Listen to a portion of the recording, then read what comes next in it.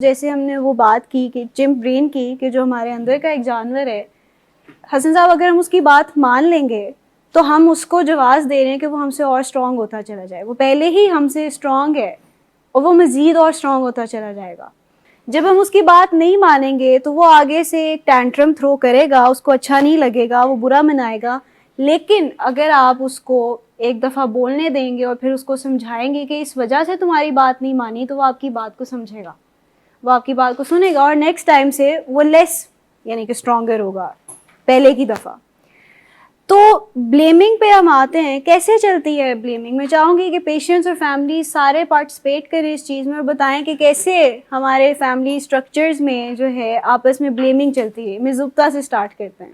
لیکن بھائی صاحب جب ہم اس پھنس گئے اس وشیس سائیکل میں آف بلیمنگ کہ آپ ان کو بلیم کریں وہ آپ کو بلیم کریں، تو ہم نے اس سائیکل کو کیسے توڑا؟ یاد کریں تھوڑا. دیکھیں، الزام لگانا ایک دوسرے پہ بڑا آسان ہے کیونکہ یہ ہمارے اوپر سے رسپانسبلٹی اٹھا کے ملبہ کسی اور پہ شفٹ ہو جاتا ہے کہ یہ جی ان کا فالٹ ہے، وہ سنبھالیں، وہ کریں جو بھی کرنا ہے، ہمارا اس میں کوئی لینا دینا نہیں ہے.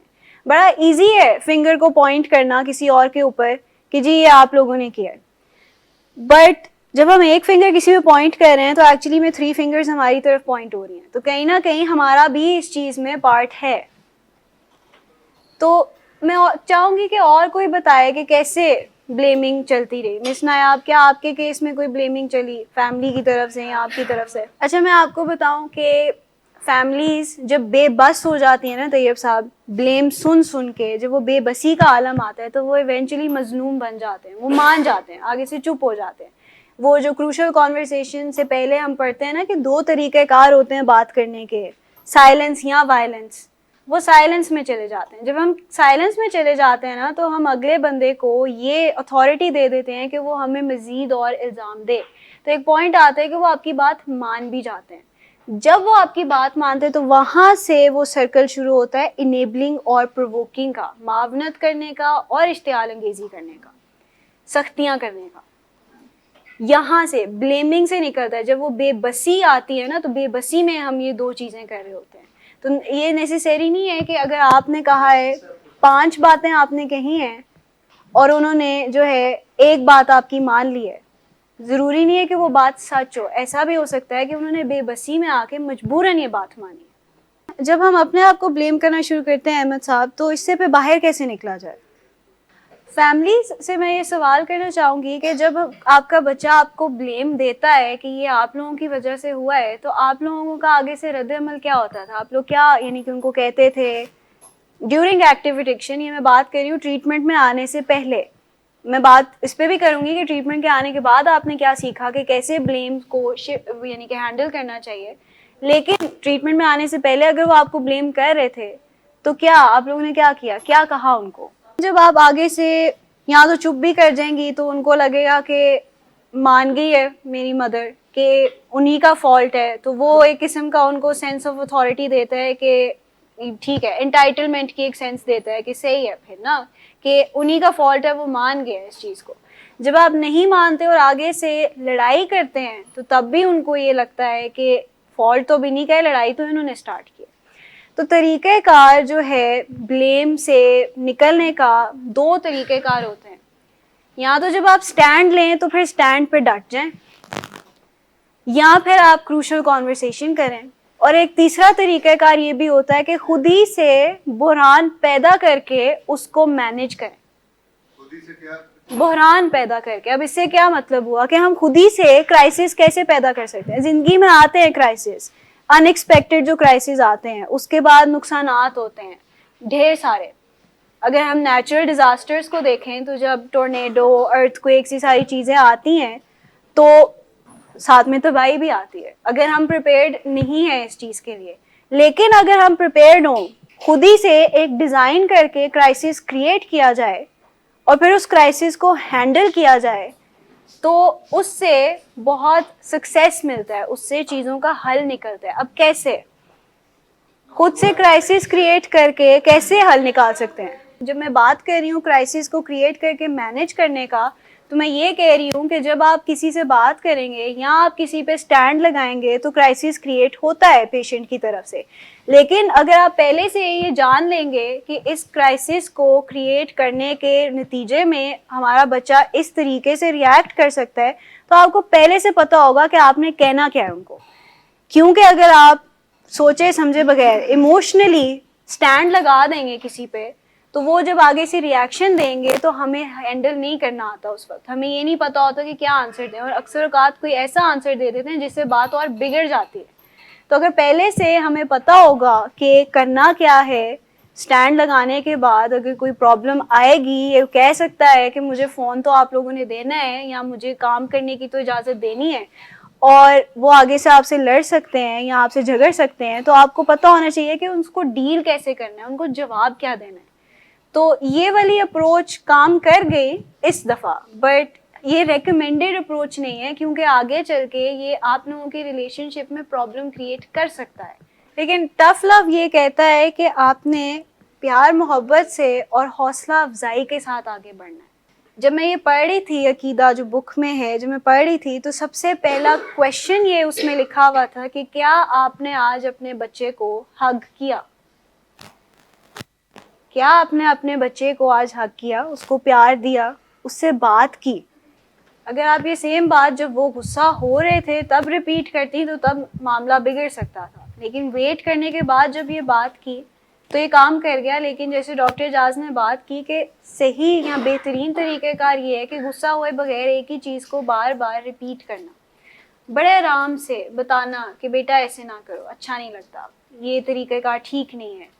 پھر بعد میں ان کو گلے سے لگا بھی لینا, پیار بھی کرنا ان کو. ٹف لو یہ نہیں ہے کہ ہم سختی سے آگے بڑھیں, ٹف لو یہ ہے کہ پیار محبت کے ساتھ صحیح یعنی کہ ڈوز کے ساتھ ان سے اپنی بات منوائیں. اکثر کا ٹف لو کا جب لفظ سنا جاتے ہیں, فریز سنا جاتا ہے نا, تو لوگ یہ سمجھتے ہیں کہ اس کا یہ مطلب ہے سختی, کہ سختی کرنا, کنٹرول کرنا, پابندیاں لگا دینا, یہ ساری چیزیں. ٹف لو کہ محبت سے, پیار محبت سے ان کو سیدھے راستے پہ چلانا, کیونکہ پاسٹ میں ہم ایسے ایسے رویے اپناتے آئے ہیں جو کارآمد نہیں تھے. ہم یا تو انیبلنگ کر رہے تھے یا ہم پرووکنگ کر رہے تھے, اس کی سائیکل میں ہم پھنسے ہوئے تھے.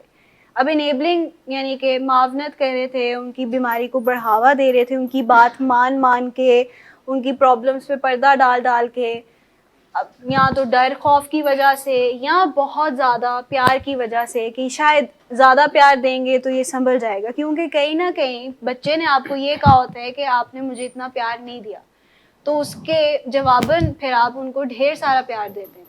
لیکن ہوتا یہ ہے کہ وہ اس پیار کا بھی ناجائز فائدہ اٹھاتے ہیں. تو اس وجہ سے صحیح طریقے سے بات کرنا, جو کہ ابھی ہم سیکھتے ہیں منڈے کو کہ کروشل کانورسیشن کیسے کرنا, یہ ایک طریقہ کار ہے اس بلیمنگ کی سائیکل سے نکلنا. کیونکہ بلیمنگ کرنا بڑا پسند ہوتا ہے نشے کے مریضوں کو اور فیملیز کو بھی, کیونکہ فیملیز کو جب اور کوئی چارہ نظر نہیں آ رہا ہوتا یا اور کوئی بات ذہن میں آ نہیں رہی ہوتی تو وہ الزام تراشی کی طرف ہی جاتے ہیں کہ یہ تمہارا ہی مسئلہ ہے یا تمہارا فالٹ ہے. یا پھر ایسے ہوتا ہے کہ پیرنٹس جو ہیں وہ اساتذہ اور ٹیچرز اسکولس پہ ڈال رہے ہوتے ہیں, اسکولس بلیم شفٹ کر دیتے ہیں معاشرے پہ, معاشرہ شفٹ کر دیتا ہے کسی اور چیز پہ, تو وہ ایسی پوری ایک چلتی رہتی ہے ریل بلیمنگ کی.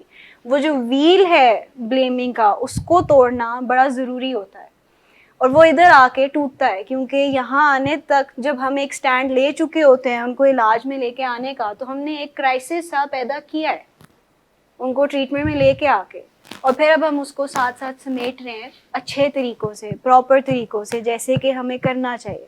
تو اصل میں خود رسپانسبلٹی لینا ہمیں پسند نہیں ہوتا نا, زیادہ آسان ہی ہوتا ہے کہ رسپانسبلٹی کسی اور پہ ڈل جائے, کیونکہ وہ پھر ہماری پرابلم نہیں رہتی, وہ پھر کسی اور کی پرابلم بن جاتی ہے اس وقت, اور ہم اپنے کام جو ہیں کرتے چلے جاتے ہیں ساتھ ساتھ. تو سمجھ آئے آپ لوگوں کو کہ کیسے بلیمنگ کی سائیکل چلتی ہے اور کیوں اس بلیمنگ کی سائیکل سے نکلنا بہت ضروری ہوتا ہے, کیونکہ یہ ہمارے ہی خلاف کام کر رہی ہوتی ہے اور مدد ہمیں بالکل نہیں کر رہی ہوتی, ہمیں خود کو بھی ایگزاسٹ کر کے بے بس کر رہی ہوتی ہے, اور کہیں نہ کہیں آگے پیشنٹ کو بھی کسی حد تک بے بس کر رہی ہوتی ہے, ان اے سینس کہ وہ پھر اور مزید نشوں میں بھی جا سکتے ہیں اس چیز کی وجہ سے. نیکسٹ جو عقیدہ ہے ٹف لو کا وہ یہ ہے کہ اس چیز کو سمجھنا کہ ہمارا رویہ اگلے کو افیکٹ کرتا ہے اور اگلے کا رویہ ہمیں افیکٹ کرتا ہے. کیونکہ جب ریلیشن شپس بنتے ہیں تو وہ دو طرفہ ہوتے ہیں, ون سائیڈڈ نہیں ہوتے. چیزوں میں ریلیشن شپس میں ڈائلاگز ہوتے ہیں, مونولاگز نہیں ہوتے کہ ایک ہی بندہ بولی چلا جا رہا ہے بولی جا رہا ہے, آپس میں بات چیت ہوتی ہے. تو جیسا ہمارا رویہ ہوگا وہ ان کو افیکٹ کرے گا اور ان کا رویہ ہمیں افیکٹ کرے گا. کیسے؟ پیشنٹس میں سے کوئی بتائے گا کہ کیسے؟ پنشمنٹ دینا.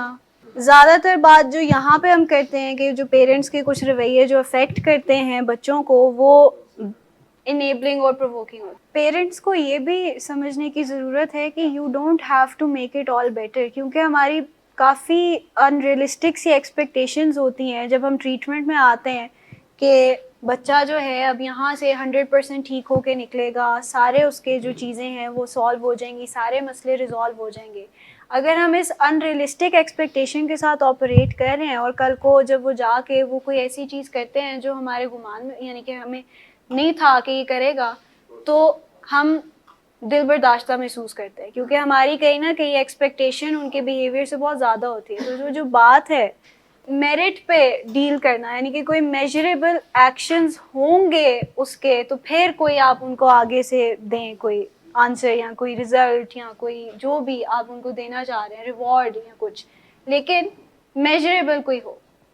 اب یہاں پہ یہ لکھا ہے کہ taking responsibility of one's own actions and working on me first.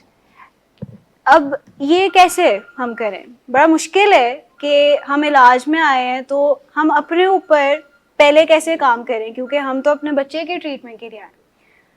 جب پہلے کچھ سیشنز ہوتے ہیں تو آپ لوگوں کے دکھ درد پہ ہم بات کرتے ہیں, آپ کو اس سے نکالتے ہیں, اور پھر آپ لوگوں کو ایک چیز کہی جاتی ہے کہ اب now is the time to focus on your self care. کیونکہ ڈیورنگ ایکٹیو ایڈکشن ہم بچے کو یا جو پیشنٹ ہے اس کو سنبھال کے اپنی کیئر پیچھے چھوڑ چکے ہوتے ہیں. ایک پوائنٹ آتا ہے کہ اتنی سکت بھی نہیں رہتی کہ کوئی سٹینڈ لے سکے ان کے خلاف.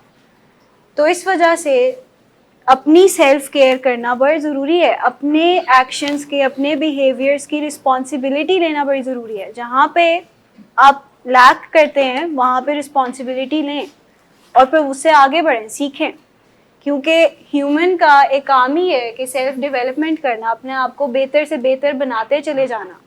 ہماری سیلف ڈیولپمنٹ رکتی نہیں ہے, جب تک ہم بڑے ہوتے ہیں ہماری سیلف ڈیولپمنٹ چلتی رہتی ہے.